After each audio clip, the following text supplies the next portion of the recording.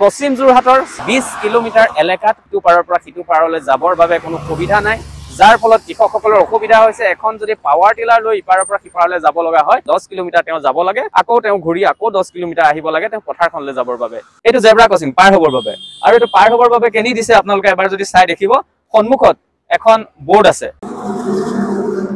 পশ্চিম যোৰহাটৰ প্ৰতিজনৰ বাবে চিনাকি এয়া দহোটীয়া তিনিআলি 4 লেনযুক্ত ঘাইপথ নিৰ্মাণৰ কাম চলি আছে। এই স্থানতো প্ৰায় এই গিল কেইখন লগাই আৰু লাইট কেইটা প্ৰতিদিনে জ্বলি থকা কৰি দিলে এই স্থানত নিৰ্মাণ কাৰ্য প্ৰায় সম্পূৰ্ণ হৈ উঠিব। এই স্থানত ৰৈ আজি আমি কথা পাতিম 4 লেনযুক্ত ৰাষ্ট্ৰীয় ঘাইপথৰ কিছুমান আসোঁৱাহৰ কথা। আৰু এই স্থানটো আমি এইভাবে আহিছো কাৰণ এই স্থানত বহুকেইটা প্ৰতিষ্ঠান আছে। এইফালে যদি চাওঁ তেনেহ'লে দহোটীয়াত প্ৰায় 3-4খন বিদ্যালয় আছে, এখন মহাবিদ্যালয় আছে, এখন ভেটেৰিনেৰী হস্পিটেল আছে, এখন স্বাস্থ্য কেন্দ্ৰ আছে, এখন থানা আছে। এই বৃহত্তৰ এলেকাটোৰ এখন থানা আছে আৰু সমবায় সমিতি এখন আছে। এই অঞ্চলটো যিমানবোৰ সমবায়ৰ দোকান আছে সকলো এইফালে আহে আৰু ছাত্ৰ ছাত্ৰীসকল ইয়ালৈকে আহে পঢ়া শুনা কৰিবৰ কাৰণে। আৰু সেয়েহে এই স্থানটোত স্কুল ছুটিৰ সময়ত আৰু স্কুললৈ অহাৰ সময়ত এটা সাংঘাতিক জাম হয়। আৰু এই ঠাইৰ প্ৰধান সমস্যাটো হৈছে এইফালৰ পৰা যদি আপোনালোকে সেইফালে চাই তেনেহ'লে এজন ব্যক্তিক খোজকাঢ়ি যাবৰ বাবে হয়তো 2 মিনিট সময় লাগিব, কিন্তু এইফালৰ পৰা যদি এজন ব্যক্তিয়ে চাইকেল বা বাহন এখন লৈ যদি সিপাৰলৈ যোৱাৰ কথা ভাবে তেনেহ'লে হয়তো 15-20 মিনিট সময় লাগিব, হয়তো 15-20 মিনিট সময় নাপাবহে পাৰে। গতিকে আহকচোন এই কথাখিনি অকণমান জানো, এই সমস্যাটোৰ বিষয়ে শুনিছিলোঁ আৰু শুনি সেয়ে আজি এই কথাখিনি পাতিবলৈ আহিলোঁ। এইফালে বিভিন্ন গাঁৱৰ এটা যাতায়াতৰ ৰাস্তা আৰু ইটো পাৰে আমাৰ এই পাৰৰ প্ৰায় ৰাইজৰ খেতি পথাৰৰ পৰা ধৰি এটা যোগাযোগ আছে। যদি আমি গাড়ী এখন পাৰ হৈ যোৱাটো এটা বহুত ডাঙৰ সমস্যা হৈছে। স্কুটিখন যেতিয়া পাৰ কৰি আনিবলগীয়া দাঙি পাৰ কৰিছে। এই পাৰৰ পৰা ইপাৰলৈ যাবলৈ আমাৰতো এটা সুচল ব্যৱস্থা লাগিব। ৰাইজটো মৰিব নোৱাৰে। কাইলৈ ফায়াৰ চাৰ্ভিচ এখন যদি আহিবলগীয়া হয়, মানুহে ঘৰত যদি জুই লাগে তেতিয়া এই পিনৰ পৰা অহা ফায়াৰ চাৰ্ভিচ এখন কাজিৰঙা ইউনিভাৰ্চিটি হৈ ঘূৰি আহি পাবলৈ এই মানুহ ঘৰত কিমান টাইম লাগিব? এইফালে কিমান দূৰ যাব লাগিব যদি এইপাৰৰ পৰা সিপাৰ হ'ব লগা হয়, আৰু এইফালে কিমান দূৰ যাব লাগিব? এইফালে আছে বাইপাছ, অজন্তা বাইপাছৰ ওচৰত আছে। দূৰত্ব কিমান হ'ব? দূৰত্ব প্ৰায় 7 কিলোমিটাৰ হ'ব। 7 কিলোমিটাৰ। আৰু এইফালে কাকডোঙা আছে, এইফালেও 6-7 কিলোমিটাৰ হ'ব। কিন্তু অস্থায়ীকে আমাক দিছে এতিয়া, কিন্তু সেইটোৱে আমাক নহয়।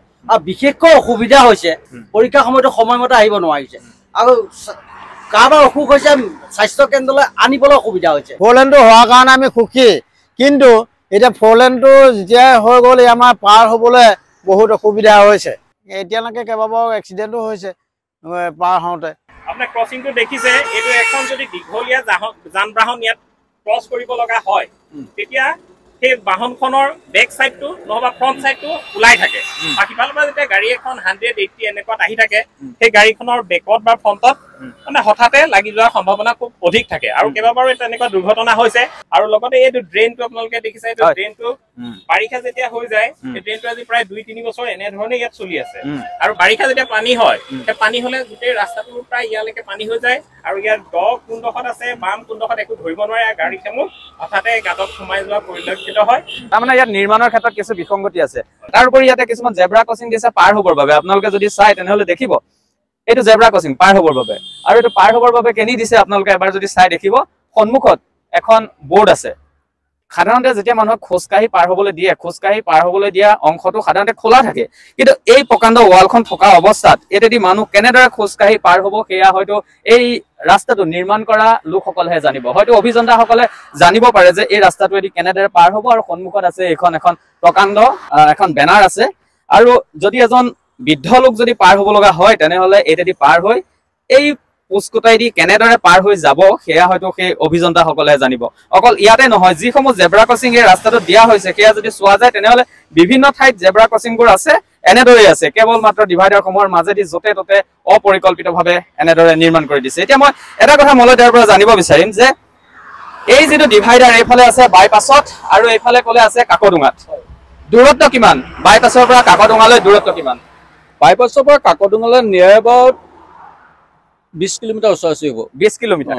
তাৰমানে এই 20 কিলোমিটাৰ ভিতৰত কোনো পাৰ হ'বৰ পৰা ব্যৱস্থা নাই। এতিয়া অস্থায়ীভাৱে দিছে, কিন্তু সেইবিলাকতো অস্থায়ী, কোনো স্থায়িত্বটো নাই। এতিয়া আমাৰ মেইন কথা হ'ল কি, আমি এই ডিষ্টেঞ্চ যিটো চাবৱে আমাক দিছে, চাবৱেটোতো আমাৰ মেইন ৰোডলৈ আহিবলৈ কোনো গতন্ত্ৰ নাই। হয় আমি বাইপাছ যাব লাগিব, নহয় কাকডোঙা যাবগৈ লাগিব, তাতে ঘূৰিবগৈ লাগিব। এতিয়া কথা হৈছে এতিয়া খেতি কৰা মানুহৰ কাৰণে দিগদাৰ হৈছে। আগতে যদি ইটো পাৰ মানুহজনে এখন গাড়ী ভাড়া কৰি আনিছিলে 500 টকাত, এতিয়া তেওঁ সেইটো আনিব লগা হৈছে 800-900 টকা। খালি খেতিয়কসকল অকণমান প্ৰব্লেম তাত পৰি গৈছে, কাৰণ পইচাটো ভাড়াটো বেছি হৈছে, ল'বলৈ স্বাভাৱিক গাড়ী ব্যৱসায়। আৰু 2 নম্বৰ কথা হৈছে কি, এতিয়া গাঁৱলীয়া ৰাস্তা আমি কেতিয়াবা কিছুমান ঠাইত দেখিছো যে গাঁৱৰ ৰাস্তাটোৰ পৰা যিটো চাবৱেত উঠিবৰ কাৰণে যিটো পথ দিছে সেইটো বহুত ওখ হৈ গুচি গৈছে। এইপিনে পৰা এটা চাবৱে বিলাকত আমাৰ গাড়ীবিলাক অহা যোৱা কৰাত লাগিছে, কেতিয়াবা আমাৰ দুৰ্ঘটনা হোৱাৰ সম্ভাৱনা আছে, কাৰণ ইপিনে বাইকখন উঠালে সেই ওখ জেগাত ৰখাব সি নোৱাৰিব, হয়তো পিছলৈ গুচি যোৱা সম্ভাৱনা আছে। এইবিলাকৰ আমাৰ বিভিন্ন ধৰণৰ অসুবিধা আছে। প্ৰধান সমস্যাটো হৈছে এতিয়া সেই পাৰৰ এজন লোক যদি এই পাৰলৈ গুচি যাব লগা হয় তেতিয়া সমস্যাটো হয়। আৰু সেইবাবে আপোনালোকে যদি চাই ঠায়ে ঠায়ে দেখিব এনেদৰে মানুহে ইটা দি ল'ব লগা হৈছে। আৰু এই যে ইটা দি লৈছে এইটো এটা অবৈধ কাম কৰিছে, কিন্তু এইটো আপুনি সেই লোকসকলক আপুনি দোষ দিব নোৱাৰে, কাৰণ এই ইটাখিনিয়ে যদি তেওঁলোক পাৰ নহয় তেনেহ'লে এইফালে যাব লাগিব 10 কিলোমিটাৰ, এইফালে যাব লাগিব 10 কিলোমিটাৰ। অৰ্থাৎ এই স্থানৰ পৰা এই স্থানলৈ যদি পাৰ হ'ব লগা হয় চাইকেলেৰে বা গাড়ীৰে, তেনেহ'লে তেওঁ 10 কিলোমিটাৰ যাব লাগিব, আকৌ ঘূৰি 10 কিলোমিটাৰ আহিব লাগিব, অৰ্থাৎ 20 কিলোমিটাৰ তেওঁ এইফালে ঘূৰিব লাগিব। আৰু ঠিক সেইদৰে এইফালেও 20 কিলোমিটাৰ বা নহ'লেও 18-19 কিলোমিটাৰ ঘূৰিব লাগিব। এই যি সমস্যা, এই সমস্যাটো আজি কেইবছৰমানৰ পূৰ্বে নগাঁৱতো হৈছিল। এতিয়া যদি আপোনালোকে চাই তেনেহ'লে দেখিব ঠায়ে ঠায়ে এতিয়া ভাঙি ভাঙি নতুনকৈ ব্ৰিজ সাজিছে। এতিয়া এই যি নতুনকৈ ৰাজপথটো বনাই আছে এই পথটোত কিয় তেনেদৰে ব্ৰিজসমূহ এতিয়াই দিয়া নাযায়? এইটোও জানো যে আৰু হয়তো 10-15 বছৰৰ পাছত এই ৰাস্তা পথবোৰতো হয়তো এই ঠাইতো এখন ব্ৰিজ নিৰ্মাণ কৰিব। এই ঠাইতে নহয়, হয়তো আগলেও যিমানবোৰ পথ আছে এনেদৰে ঠায়ে ঠায়ে হয়তো ব্ৰিজ নিৰ্মাণ কৰিব। কিন্তু সেই ব্ৰিজসমূহ এতিয়া প্ৰথমে নিৰ্মাণ কৰোঁতে কিয় নিৰ্মাণ কৰিব নোৱাৰে? প্ৰতি ক্ষেত্ৰতে কিয় ইমান হেমাহি কৰি থাকে? আৰু দেখা যায় যে এই যি ৰাষ্ট্ৰীয় ঘাইপথ 4 লেনযুক্ত ৰাষ্ট্ৰীয় ঘাইপথটো বনাই আছে, এই ৰাষ্ট্ৰীয় ঘাইপথটো বনোৱা কিজানি আজি প্ৰায় 10-15 বছৰ মানেই হ'ল নেকি? 10-15 বছৰ মানে এই ৰাষ্ট্ৰীয় ঘাইপথটো নিৰ্মাণ কৰিয়ে আছে, বৰ্তমানো হৈ উঠাগে নাই। আৰু কিমান দিন লাগিব এই ৰাষ্ট্ৰীয় ঘাইপথটো নিৰ্মাণ কৰিবৰ বাবে? গতিকে অনুৰোধ কৰিছোঁ প্ৰশাসনক আৰু লগতে বিভাগীয় কৰ্তৃপক্ষ আৰু বিশেষকৈ মুখ্যমন্ত্ৰী ডাঙৰীয়াক অনুৰোধ জনাইছোঁ যে এই বিষয়টোৰ ওপৰত যাতে অকণমান দৃষ্টি ৰাখে।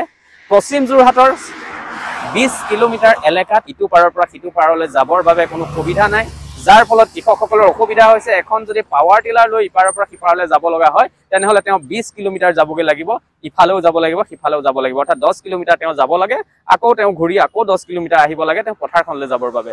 ইমান হাৰাশাস্তি হৈছে ৰাইজৰ। গতিকে আমি বিচাৰিছোঁ যে এই স্থানত বুলিয়ে নহয়, যে অন্য কোনো স্থানত হ'লেও এই যি 20 কিলোমিটাৰ আছে এই দূৰত্বটোৰ ভিতৰত কোনোবা ঠাইত এখন ব্ৰিজৰ ব্যৱস্থা কৰক আৰু ৰাইজসকল যাতে উপকৃত হয় তাৰ বাবে যাতে অকণমান আপোনালোকে চিন্তা কৰে।